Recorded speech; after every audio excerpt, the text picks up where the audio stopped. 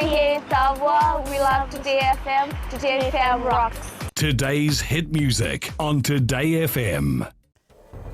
Yandavinaka Fiji, in this bulletin, Thompson defends Vice-Chancellor suspension. AMA wants more contracted farmers. And sugar restructure needed. From the studios of FBC Suva, Jackie Spate. The University of the South Pacific Pro-Chancellor Winston Thompson says the Executive Committee acted within its powers to suspend Vice-Chancellor Professor Paul Ahluwalia, pending an investigation into allegations of misconduct. Thompson stressed that an emergency meeting was called on Monday to deal with certain issues that got out of hand. He adds protests at the Laudala campus were caused by the leak of internal documents, which then disrupted internal processes dealing with allegations levelled against the VC. Lena Rees has more. Thompson explains that during an emergency, the Executive Committee may act on behalf of the USP Council and then report back to the Council. The governance instruments under which we operate are clear. The Executive Committee has the power under the statutes and ordinances of the university to take action in the case that it did on the issues that it took on Monday. The Pro-Chancellor went on to say that he is very concerned that recent statements allege the meeting on Monday was illegal and that he has no authority to call such a meeting. And those who are instigating those claims are doing a gross misservice, because they should know, and if they don't know, they should have made the effort to know what the statement within our governing instruments say, and not perpetuate or perpetrate information that is wrong. Meanwhile, Thompson says members of the USP Council who have made statements showing that they are not on board with the decision of the Executive Committee do not have all the information to make such comments. Of course, there will be some members who would be unhappy, but I would suggest that this is on the basis of incomplete information, that they need to have all of the information before they can make those things, make that sort of comment. USP Pro-Chancellor Winston Thompson has reiterated that he will only step down from the position if the decision is made by majority of the USP Council. Lena Rees, FBC News. A petition has surfaced from students seeking to abolish the University of the South Pacific Students Association. It was initially brought to the office of now suspended Vice-Chancellor Professor Paul Ahluwalia.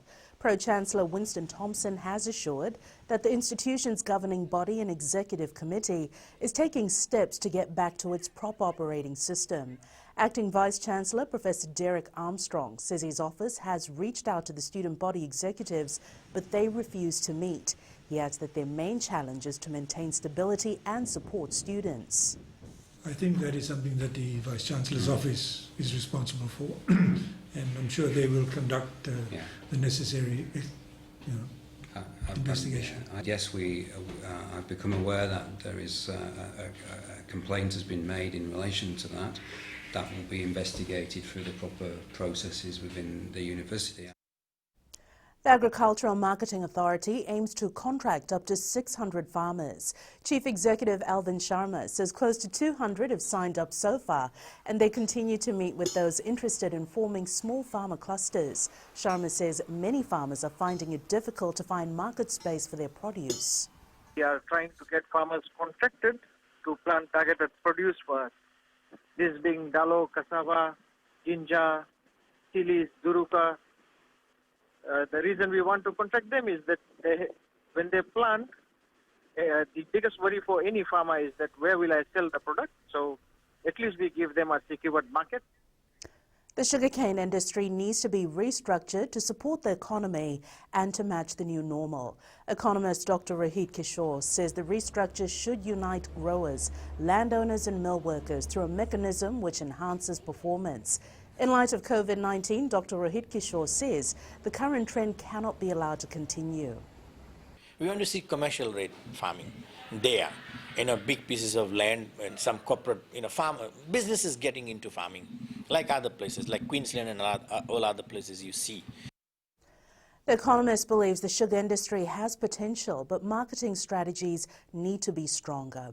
Dr. Kishore says the COVID-19 crisis will continue to unfold for some time, casting a painful shadow over the economy, and therefore Fiji needs a comprehensive plan. All existing small and micro businesses, including the newly registered micro businesses with clean records, are eligible for the loans for small and medium enterprises at concessional rates. Fiji Chamber of Commerce President Dr. Nirbano Ali says this government assistance is a great opportunity for businesses to get back on track. Dr. Ali says micro enterprises with an annual gross revenue of up to $50,000 can get a loan of $7,000 at a concessional rate of 0.5%, whereas small enterprises earning up to $300,000 can apply for $14,000 with an interest rate of 1%. These businesses therefore benefit in the sense that they not only are able to make the application, they get the benefit of advice. So it's a great initiative, really, to help, and give access to finance, which is not generally available to these types of businesses through the traditional financing institutions. Families living along Dui Vosa Vosa Lane in Raiwanga, Suva have a reason to celebrate following the completion of a 200-metre concrete lane. The $200,000 project by the Suva City Council is said to be an example of how ratepayers' money is spent and why the SEC is after collections. This new lane replaces a track which was hazardous for pedestrians and motorists alike. Chair of Special Administrators ISIKELI TIKODUADUA has stressed the importance of paying rates to allow the SEC to invest in such projects. TIKODUADUA says those who are not paying rates and demand for services must think twice as development comes at a cost. We hope those residents that we provide this to are paying their rates, and if they haven't, I think this is an opportunity for them to realize how important it is for them to pay rates so that we can provide this type of projects for others that may require it. Since the closure of schools in March due to the COVID-19 restrictions, private schools have been working tirelessly to keep students engaged. One example is Bright Little Ones Kindergarten in Munikau, where teachers have conducted daily 1-hour virtual classes for the past 7 weeks to their 75 students. However, a different way of engaging students was witnessed yesterday morning through a fun drive storytelling initiative. Kindergarten Director Milika Ratuvivivi says the initiative is unusual, informative and interactive to ensure these young ones make up for the time lost due to the restrictions. We could just see the children's eyes lit up when they saw the teachers in drill, because we've been having virtual learning, and there was a question that one of our 4-year-olds asked: when are we having real school? Coming up, Tuimamba wants 15th spot. And NETBALL Fiji awaits budget.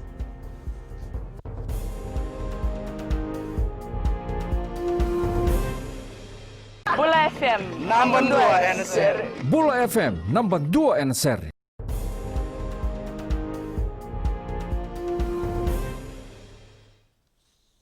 Many Fiji 7 squad members are targeting the Olympics, but one player has another mission in mind. I'm looking at representing the Flying Fijians as well. 2 Fijians have been named in the Highlanders side to take on the Chiefs tomorrow. NETBALL Fiji hopes to get enough money to host the 2021 National Youth Cup when the new budget is announced. Obviously, that will be the national coach's position.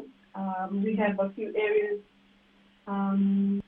Because we're hosting the World Youth Cup, if it does go ahead next year, there are technical areas input into, and we need to bring these experts in, so funding for that, and of course funding for the competition proper. Kaiviti Silktail's dummy half Penai Leveleve aims to be part of the Fiji Mbati squad for the 2021 World Cup. After Leveleve's mother passed when he was 6, rugby was a way to fill that void in his life. Leveleve says representing Fiji in World Cup is something he would like to tick off his bucket list.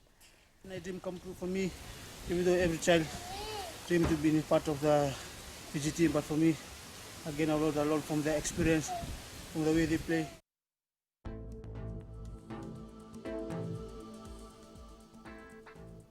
Taking a look at today's weather map, it's cloudy periods with some showers over eastern and interior parts of the larger islands.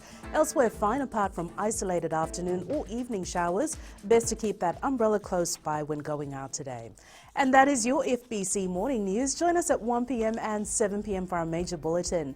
Remember, in times of crisis, you need factual news that you can trust. Stop believing fake news about the COVID-19 on social media. Fight misinformation by getting only the facts about the coronavirus from verified news sources like FBC's TV, radio and digital media news. www.fbcnews.com.fj. Keeping Fijians connected with the truth.